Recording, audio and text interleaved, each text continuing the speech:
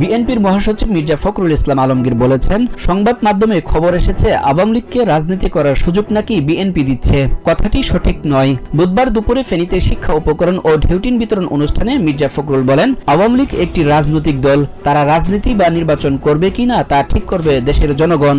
কে নির্বাচন করবে, কে রাজনীতি করবে, কে রাজনীতি করবে না, সেটা তো নির্ধারণ করবে জনগণ।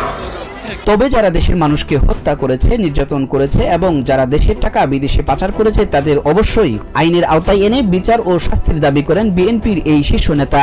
যারা হত্যা করেছে, যারা মানুষ খুন করেছে, যারা অন্যায় করেছে, আপনি সম্পদ নষ্ট করেছে, বিদেশে টাকা পাঠিয়ে দিতে, তাদেরকে অবশ্যই হাসিনা সহ সকলকে নিয়ে সেখানে বিচার করতে হবে, তাদেরকে শাস্তি দিতে হবে। বিএনপির স্থায়ী কমিটির সদস্য আমির খসরু মোহাম্মদ চৌধুরী বলেছেন, ৩১ দফা সংস্কার বিএনপির একার সংস্কার নয়। এটি বাস্তবায়নে যুগপৎ আন্দোলনে থাকা প্রায় ৫০টি দল কাজ করে যাচ্ছে। সুতরাং যারা এখন সংস্কারের কথা বলছে তাদের সহায়তা করবে বিএনপি। এদিকে যেসব গণমাধ্যম আন্দোলনকারী শিক্ষার্থীদের সন্ত্রাসী আখ্যা ও আওয়ামী লীগের শাসন আমলে ফেসিবাদী বয়ান তৈরি করেছে সেগুলো চিহ্নিত করা হবে বলে জানিয়েছেন প্রধান উপদেষ্টার প্রেস সচিব শফিকুল আলম। প্রেস সচিব জানান, গণমাধ্যমে গত ১৬ বছর কার ভূমিকা কি ছিল তা নিয়ে গবেষণা প্রয়োজন। গত নির্বাচনগুলোকে কারা বৈধতা দিয়েছে দেখতে হবে। শফিকুল আলম বলেন, শেখ হাসিনার প্রতিটি প্রেস কনফারেন্সের প্রমাণ ধরে কোন সাংবাদিকের ভূমিকা কেমন ছিল সেই মোতাবেক পদক্ষেপ নেবে সরকার।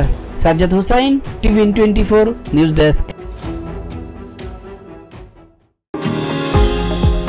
নিউ ইয়র্ক থেকে সম্প্রচারিত টিভিএন 24 টেলিভিশন বিশ্বজুড়ে বাঙালির কণ্ঠস্বর।